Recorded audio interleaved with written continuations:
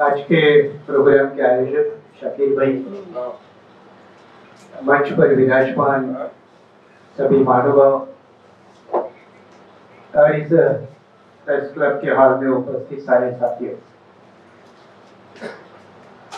चंद बातें सोच विचार के लिए और चंद बातों का विश्लेषण। We will be very precise, clear in expression, लेकिन वो बहुत होना जरूरी है। नंबर 1, ये जो 3 कानून बना है उसके लिए जो रीजनिंग दिया है, वो रीजनिंग क्या है? रीजनिंग ये है कि ये कॉलोनियल पीरियड के कानून है, अंग्रेज के जमाने के।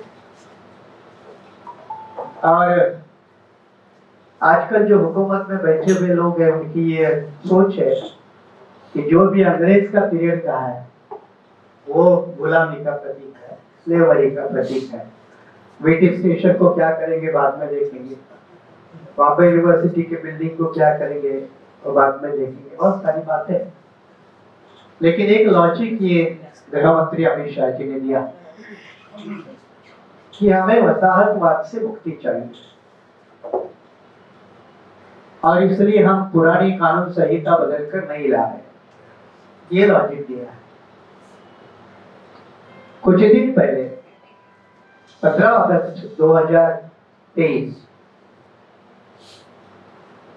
एक आर्टिकल लिखा था मिंट नाम के इंग्लिश अखबार में। किसने लिखा था? PM economic adviser doctor Debroy, Bibek Debroy ने एक आर्टिकल लिखा था और उसने यह लिखा था कि हमारा भारतीय संविधान भी कॉलोनियल पीरियड की देन है और इसलिए उसको बदलना चाहिए। आक्रोश हुआ, काफी क्रिटिसिज्म हुई, तो उनको अपने मत बदलने पड़े और सरकार को ये कहना पड़ा कि जो Debroy PM economic advisory council का मेंबर है, चेयरमैन है, फिर भी ये सरकार की ओपिनियन नहीं है, ये उसके इंडिविजुअल है। ठीक है, लिपापोती तो होती रहती है, लेकिन उसने भी यही लॉजिक दिया था कि भारतीय संविधान भी कॉलोनियल पीरियड में बना। हालांकि जो आधा सच है आधा झूठ है, लेकिन उसने कहा कि 1947 एक्ट भी तो अंग्रेजों ने बनाया, तो भारत की आजादी का भी कानून अंग्रेजों ने बनाया, तो ये इस कानून को भी हटा दोगे क्या? 1947 जो इंडियन इंडिपेंडेंस एक्ट है वो ब्रिटिश की पार्लियामेंट की देन है।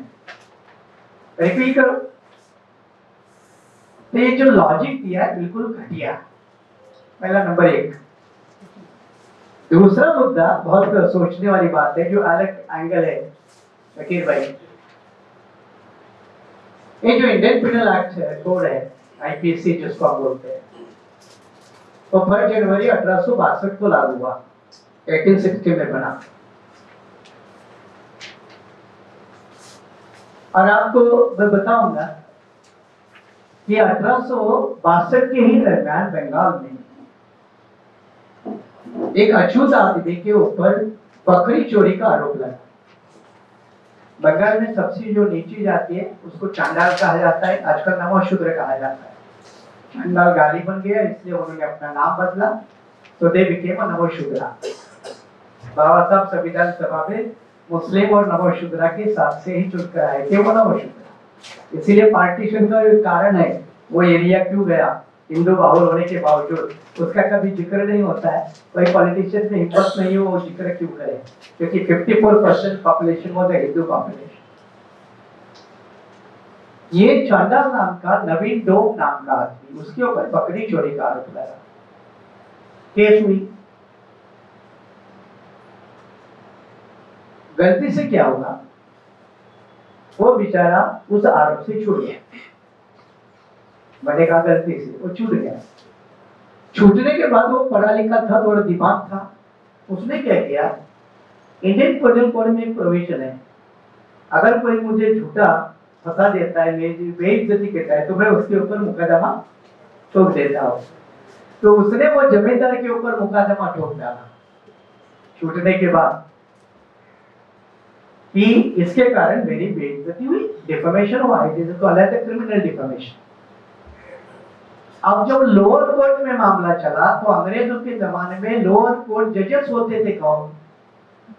हिंदू, ब्राह्मण, मुस्लिम। अब हिंदू जज के सामने आया मामला तो उसने फैसला कह दिया कि इसमें कोई डिफेमेशन का मामला नहीं बनता। क्यों नहीं बनता? तो ये जिसने डिफेमेशन का केस किया है वो अनटचेबल है, और untouchables are without reputation, and since they are without reputation there is no case of defamation। ये बाबा साहब अम्बेडकर की कोई किताब मिलेगी आपको पढ़े, उसमें ये है। तो हिंदू जज के मुताबिक तो नहीं हुआ, आईपीसी दौर शुरू हुआ था, मामला कलकत्ता हाईकोर्ट तक पहुंचा, और तब हाईकोर्ट के जजेस अंग्रेज हुआ करते थे। उस अंग्रेज हाईकोर्ट के जजेस ने उस कानून को रद्द कर दिया, फैसले को रद्द कर दिया, और वो जज को भी लगभग रिप्रिमांड जैसे होते हैं ना, उसको भी सुनाया। फर्क ये है, इससे सबक क्या है? सबक ये है, इंडियन पिनल कोड के पहले कोई भी यूनिफॉर्म क्रिमिनल लॉ नहीं था। ये बेसिक इशू समझिए। फिर पनिशमेंट कौन है? तू पंडित है, तो बढ़िया है, तो शूद्र है, उसके ऊपर डिपेंड होता है। उसको आप कहते थे मनु राज का खात्मा अगर किसी ने किया तो मैकॉले ने किया इंडियन पिनल कोड के माध्यम से। मनुस्मृति की सजा अलग अलग थी, उसको खत्म किया, and that was the most radical revolutionary step। बहुत रिवॉल्यूशनरी था। अब ये आजकल हमारे परेशानी का मामला है, ये अंदर की बात है, ये अंदर की बात है। मैं आपको दूसरा उदाहरण देता हूं, कास्ट डिसेबिलिटीज रिमूवल एक्ट 1850 का, 1850 का इंडियन पिनल कोड के पहले, मतलब जाति के आधार पर जो डिसेबिलिटी है उसको रिमूव करना चाहिए, कानून अंग्रेजों ने बताया। सती प्रिवेंशन 1829। तो अंग्रेज यहाँ की एक सोसाइटी को एक सिविल, ह्यूमन, वेल ऑर्गेनाइज इस तरह की तरफ ले जा रहे थे। उसी दिशा में ये इंडियन पिनल कोड, सीआरपीसी और एविडेंस आता है। और भारत में अगर किसी ने unification of criminal law, unification किसने किया? तो अंग्रेजों ने किया है, अंग्रेजों ने किया। और ये तीनों कानून उसके रूप में है। अब कोई भी कानून परफेक्ट नहीं होता, आज के भी नहीं है, कोई नहीं होता परफेक्ट। कानून इम्प्लीमेंटेशन मैकेनिज्म के ऊपर बहुत निर्भर होता है, वो किस तरह से देखते हैं, सकारात्मक या नकारात्मक, ये भी मुद्दा है। इसलिए कानून अपने आप में पूरा कभी भी नहीं होता, ऐसा कोई नहीं दुनिया में परफेक्शन का मॉडल की ये कानून है, बिल्कुल नहीं होता। तो कोई ना कोई कम जातियां होती है, ठीक है, समय के साथ निकाला जाता है। इसलिए हर कानून में अमेंडमेंट का प्रावधान होता है, चाहे संविधान हो चाहे कोई लॉ। लेकिन इन्होंने बदला क्या, बदला क्यों, उसका जो रीजनिंग जो मैं कह रहा हूं, इनको भारत देश की हिस्ट्री दोबारा लिखनी है, अपने नाम पे लिखनी है। किसी का इतिहास मिटाना है, हमारा इतिहास बनाना। और एक हिस्ट्री में हम पढ़ते हैं, ruler always makes his own history, अपना इतिहास पढ़ाता है। इन्होंने ठान लिया है हम अपना इतिहास पढ़ाएंगे। भारत की भौगोलिकता, ज्योग्राफी, सोशियोलॉजी, हो सके तो साइकोलॉजी, ये भी हम बदल कर छोड़ेंगे। और ये जब उन्होंने ठान लिया है तो उस दिशा में एक मेजर कदम है। अब बाकी बड़ी चर्चा जो लार्जर कॉम्प्रिहेंसिव की है उसको छोड़कर मैं डायरेक्ट इस पे आता हूँ, लिमिटेड कर लेता हूँ। एक बात पहली है कि अमेंडमेंट जो लाए ये तीनों कानून के माध्यम से, कुछ अच्छे भी है बुरे भी है, ये तीनों है। उसी कारण मेरी पढ़ाई हुई शकील भाई, बाहर गवर्नमेंट टूर में होते होते तुम्हारे प्रोग्राम के इनविटेशन के कारण पढ़ना पड़ा, तो अच्छा इसी बहाने मेरी स्टडी हुई। तो अच्छे भी है बुराई भी। अच्छे क्या है मैं आपको एक उदाहरण के तौर पे बताता हूं। जब जेल में आरोपी होता है, खास करके पुलिस कस्टडी में, तो उसको वकील को मिलने देना या नहीं देना है ये पुलिस तय करती है, और मिलना नहीं देती है पुलिस। ये मामला सुप्रीम कोर्ट के पास जो पहुंच गया, तो डीके बासु नाम का एक जजमेंट आया, और डीके बासु ने फिर बहुत सारे डायरेक्शन दिए पुलिसों को। उसके बाद शुरू हुआ कि भाई जो पुलिस कस्टडी में वो भी अपने लॉयर को मिल सकता है, लॉयर उसको मिल सकता है। इसके बावजूद कहीं भी आज भी पुलिस थाने ऐसे वो पुलिस ऑफिसर नहीं मिलने देते। अब ये नए कानून में एक प्रोविजन तो ऐसी अच्छी है कि वो लिखा है स्पेशली कि कोई भी पुलिस कस्टडी में भी आदमी रहा तो उसको लॉयर मिल सकता है, he can consult your lawyer. कुछ अच्छी बात है। अब ये उदाहरण के लिए मैंने एक बताई, बहुत से बाकी है। अब बुरी बात एक बताता हूं। सबसे बुरी बात क्या है? बुरी बात ये है कि आज तक अभी तक जो अपना क्रिमिनल लॉ है, फौजदारी कानून है, उसके अंदर प्रावधान है कि ज्यादा से ज्यादा पुलिस कस्टडी कितने दिन की होती है? कितने दिन की होती है? नॉर्मली 15 दिन, और अभी जो सीआरपीसी है उसके मुताबिक 15 दिन। अब इस नए कानून ने क्या किया है, इसको 60 या 90, 60 या 90 दिन से बढ़ाया। तो 15 दिन का लिमिटेशन खत्म हो गया। अगर वेरी सीरियस ग्रेव ऑफेंस है तो पुलिस वो तय करेगी कि 60 दिन की पुलिस कस्टडी लेनी है या 90 दिन की। अब मुझे बताओ, 15 दिन की कस्टडी है तो कस्टोडियल डेथ कितने हैं? और जब ये 60 दिन की होगी तो रेशियो क्या होगा? और 90 डेज की होगी तो और रेशियो क्या होगा? कहीं पुलिस स्टेशन टॉर्चर जोन ना बन जाए, ये डर है। अब ये दो उदाहरण मैंने अलग अलग दिए। इसका कुल बेसिक आइडिया क्या है? आइडिया ये है कि ये तीनों कानून के माध्यम से वर्तमान जो इंडियन स्टेट है वो लॉ एंड ऑर्डर स्टेट है, कम से कम लीगली। असलियत में क्या है वो अलग बात है। लीगली एक्चुअली वो अलग बात है। आप सोच लो, हर एक का अपना अपना एक्सपीरियंस अलग है। Legally law and order state है। ये तीनों कानून जब भारत सरकार लागू करेगी तो पुलिस स्टेट होगा। ये डिफरेंस है रेडिकल। पुलिस स्टेट का मतलब ये है कि everything under control of police, surveillance, subject, torture, सारी। अब ये इस तरह की वेल ऑर्गेनाइज सिविल सोसाइटी ना भारतीय संविधान कर्ताओं ने सोची है, ना किसी ने सोची है, जो आने वाला डर है। दूसरा डर क्या है? यूएपीए को आप अच्छी तरह से समझते हो। यूएपीए कानून आजकल अलग है, प्रिवेंशन एक्ट 67। अभी इसको एज इट इज आईपीसी में लाया है। यूएपीए में बेल मिलना कितना मुश्किल है। कस्टडी 15 दिन की तो पक्की, यहां 60 दिन पकड़ लेना, 90 डेज पकड़ लेना। अब ये इस तरह के जब प्रावधान होंगे तो फिर बड़ा मुश्किल होगा, काफी बड़ी तकलीफ उठानी पड़ेगी।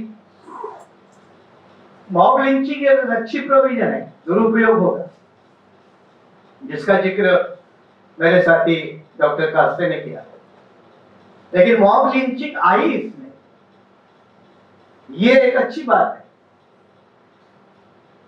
कि कोई भी 10 से ज्यादा आदमी इकट्ठे होकर किसी की हत्या करते हैं या उसमें शामिल होते हैं तो एक अच्छी बात है। लेकिन वो फिर इन्वेस्टिगेटिंग एजेंसी किस तरह का अपना नजरिया बनाएगी, सरकार उसके लिए क्या डायरेक्शन देगी, वो एक बड़ा मामला है।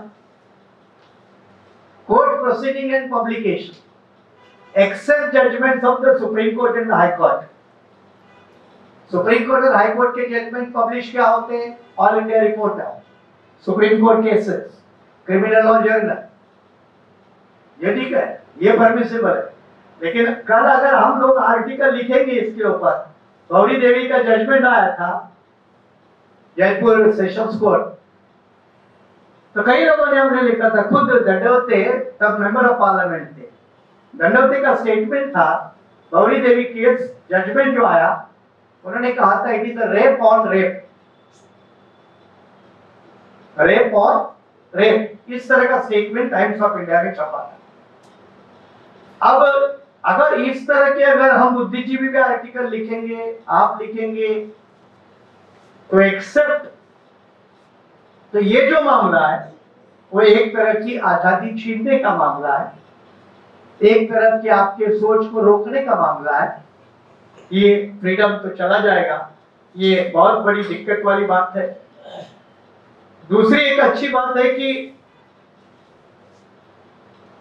ये जो क्रूएल्टी का मामला खास करके मैट्रिमोनियल मैटर में आता है, तो अभी ज्यादा तो सजा पुरुषों को होती थी, महिला क्रूएल्टी से छूट जाती थी, तो अभी बेचारे पुरुषों को भी कोई प्रोटेक्शन मिलने जा रहा है, बेचारे पुरुषों को भी कोई प्रोटेक्शन मिलने जा रहा है। तो हो सकता है कि पुरुष लोग इसका स्वागत भी कर सकते हैं, क्योंकि अगर महिला भी हाथ उठाती है हस्बैंड के ऊपर वगैरह, तो वो भी एक क्रूएल्टी का मामला बन सकता है। इस तरह के भी कई प्रावधान है। पनिशमेंट को लेकर एक बड़ी भारी एक चेंज है। कुछ गुनाहों के लिए imprison, life imprison, life imprison मतलब अपने नॉर्मल आज तक हम समझते हैं 14 साल, अब इसमें इन्होंने लाइफ इम्प्रिजन का मतलब ये किया है टिल यू डाई नेचुरली, मतलब आप नैसर्गिक रूप से जब तक मरते नहीं तब तक, मतलब permanent, your place of residence is jail, ये है। फिर सिंपल इम्प्रिजनमेंट, सॉरी सिंपल या रिगोरस इम्प्रिजनमेंट है, ये ज्यादा से ज्यादा 10 साल का प्रावधान होता है। तो इसमें कई सारे प्रावधान है जो 20 साल तक है, 20 साल तक है। डर होना बहुत जरूरी है, कानून का डर होना जरूरी है, लेकिन कानून का डर होना जितना जरूरी है उतना ही क्रिमिनल को रिमूव करना जरूरी नहीं है, क्रिमिनलिटी को रिमूव करना जरूरी है। ये क्रिमिनल लॉ का बेसिक फाउंडेशन है, और इसी फाउंडेशन को उल्टा कर रहे हैं लोग। Instead of removing the criminality, they are trying to remove criminal. तो जो रिफॉर्मेटिव मॉडल है क्रिमिनल लॉ में वो लगभग वाइप आउट होता है। हैंड कफिंग आपको मालूम है, जो रोजमर्रा की हम देखते हैं पिक्चरों में भी होता है ना, तो हैंड कफिंग ये पावर इसमें भी दी है। लेकिन एक सजेशन आया चर्चा के दौरान, खास करके इकोनॉमिक ऑफेंडर, इनको हैंडकफिंग की क्या जरूरत है? ठीक है, क्रिमिनल, मर्डर है, रेपिस्ट है, हीनियस क्राइम वाले हैं, तो ये डिस्कशन आया कि भाई जब किसी को जेल में लेके जाया जाता है, कोर्ट में लाया जाता है, तो हैंडकफिंग होना चाहिए कि नहीं? तो नॉर्मली हीनियस क्राइम में हैंडकफिंग होती है, जैसे मर्डर है, मल्टीपल मर्डर है, रेप है, रेप मर्डर है, किडनैपिंग है, या हिस्ट्री शीटर लोग हैं। तो इसके बारे में भी एक सोच तो हुई है, लेकिन इसमें भी पुलिस अथॉरिटी किस तरह से पावर इस्तेमाल करेगी इसके ऊपर भी निर्भर करता है। दूसरी बात, आपको ये मालूम होगा कि जो मैंने कस्टडी का मामला उर्गी जी पता है आपको? तो ये एक सुप्रीम कोर्ट में 1992 में एक केस आया था, 1992 में सीबीआई के खिलाफ था। तो उसमें सुप्रीम कोर्ट ने कहा था कि मैक्सिमम 15 दिन की पुलिस कस्टडी होनी चाहिए। ये सुप्रीम कोर्ट का रूलिंग था। अब इसके बावजूद जब हमारे ये जो ईडी के पावर है, ईडी के पावर इस्तेमाल होते हैं, तो आजकल ये नॉर्मल सोच बनी है कि एक बार अगर आप ईडी के हाथ में पड़ गए तो कितने दिन अंदर आराम करोगे इसका कोई पता नहीं है। और ये खास करके जब तमिलनाडु का एक मिनिस्टर संथी या उनका कुछ नाम है, ये संथी, इनके बारे में जब ये शुरू हुआ एक्सपीरियंस, तो इसको लेकर रिकंसिडरेशन की बात हुई, तो सुप्रीम कोर्ट ने ये दोबारा दोहराया था कि 15 दिन के ऊपर आपको कस्टडी नहीं होनी चाहिए। इसके बावजूद इन्होंने 60 और 90 डेज का प्रावधान किया है। कुछ बातें अच्छे भी है, electronic evidence, admissibility, video conferencing के माध्यम से, क्योंकि आरोपी किसी जेल में होता है उसको मेन जेल में लाना, तब वो बेचारे की मर्डर होती है, आतिक युवती का, तो बेचारा कोर्ट के सामने मारा जाता है।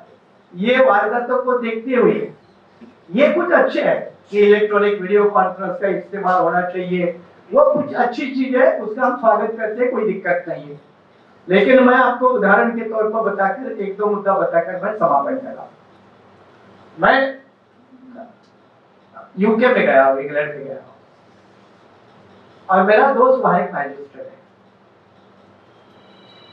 तो मैंने कहा यार मुझे देखना है तुम्हारे यहाँ कैसा होता है, तुम्हारे कोर्ट में क्या होता है, तो मुझे देखना है। तो मुझे चलो आ जाओ देख लीजिए। तो मैं गया कोर्ट पे। अब तो कोर्ट इतने उनके पहुंच है कि बताओ। अब मैं बोला यार ये कोर्ट भी दिखता है, सामने जजेस बैठे, आरोपी किधर से आएगा, कोई लेके नहीं आता है, कुछ नहीं आता है, दिखेगा कैसे, आएगा कैसे, उसकी सुनवाई कैसी होगी। तो वो कोर्ट में ही एक लिफ्ट है और वो लिफ्ट से ही ऊपर आते हैं आरोपी, और नीचे जेल है कोर्ट के नीचे, वो आरोपी को रखने की जगह नीचे है, और वो ऊपर आते हैं तो दरवाजा भी नहीं लिफ्ट का खुलता, उसको बाहर भी आने की जरूरत नहीं है, वो उसी जगह खड़ा होता है जैसे लिफ्ट में हम खड़े होते हैं, और जो कोर्ट उसको पूछता है वो जवाब भी वही से देता है। अब मुझे बताओ इतने सिस्टम अपने यहाँ, तो कानून बदला गया, इंफ्रास्ट्रक्चर कितना बदला, तो इसका इम्प्लीमेंटेशन के ऊपर बड़ा भारी प्रभाव पड़ेगा। और इसलिए कहते हैं ना कि कानून बनाने वाले की नीयत क्या है, इसको कभी भी ध्यान में रखना चाहिए। और जब नीयत की तरफ देखते हैं तो दोनों में प्रॉब्लम आता है, नीति में भी और नियत में भी। जब नीति और नियत में प्रॉब्लम है तो we are going to face tough time, ये कहने के लिए किसी भविष्यवेत्ता की जरूरत नहीं है।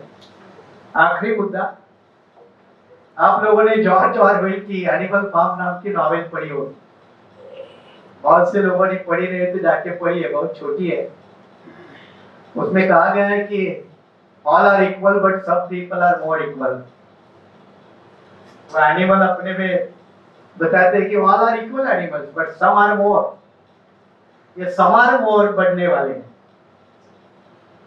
लेकिन वो एनिमल फार्म में दूसरा एक लेसन सीखने लायक है कि जब हम तुमसे नाराज होते हैं तो क्या करते हैं, अलग हो जाते हैं, विड्रॉ हो जाते हैं। मुझे लगता है ये समय आ रहा है आपको एक अलग विड्रॉ होकर एक नई कोशिश करनी होगी, और ये बहुत ही चैलेंजिंग है, बहुत ही अपील टास्क है। अगर मैं अमित शाह के शब्द गंभीरता से ले लूं कि 30 साल तक बीजेपी हुकूमत में रहेगी, तब तक क्या क्या आएगा मालूम नहीं, लेकिन तब तक ये मैं जो कह रहा हूं कि कहीं अलग आशियाना, ये जरूरत है, तब इससे मुक्ति मिलेगी। नहीं तो फिर वेरी सिंपल है, एक तो सरकार की नीति बदलो, नहीं तो सरकार को बदलो, इसके अलावा कोई रास्ता नहीं। शुक्रिया।